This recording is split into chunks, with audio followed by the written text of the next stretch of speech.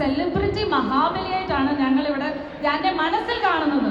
രൂപത്തിലില്ലെങ്കിലും ഞങ്ങൾ മനസ്സിൽ കണ്ടു. ഇതിന്റെ ബാക്കിയുള്ള കിരീടൊക്കെ വെച്ച് എന്റെ ചേട്ടൻ പുറകിൽ ഇരിപ്പുണ്ട്. ഞാനതിന്റെ കൊടയും ഇത് മാത്രം ഇട്ടിട്ടുണ്ട്. പുള്ളി കിരീടം ഭയങ്കര ഇഷ്ടമായിട്ട് അത് ഇട്ട് അവിടെ അത് വെച്ച് ഒരു പാട് വെക്കും. ഇപ്പൊ നമ്മളെ ആക്ച്വലി നമ്മുടെ ഓഡിയൻസിനോട് നമുക്ക് ആദ്യം ഒന്ന് സംസാരിച്ചിട്ട് തുടങ്ങാം അല്ലേ, എന്നിട്ട് എനിക്ക് എന്താ പരിപാടി എന്ന് മനസ്സിലായി വരുന്നേ ഉള്ളൂ. അതായത് രമണ, നമ്മള് ദുബായ്ക്കാര് രാവിലെ ഓണം കൂടി കൂടി മടുത്തു. ഓണം കഴിഞ്ഞ് 2 മാസം കഴിഞ്ഞ് ക്രിസ്മസ് പാകൾ വന്ന് അപ്പോഴാണ് നമ്മൾ കിരീട ഊരി രാജിവെക്കും. ക്രിസ്മസ് പെരുന്നാൾ വരെ പോവായിരിക്കും, അതുവരെ പോകും.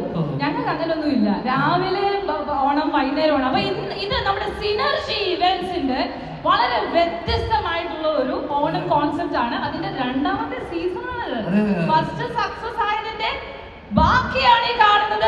Every year we will be going. A big round of applause for synergy events രാത്രി ഓണം 2.0.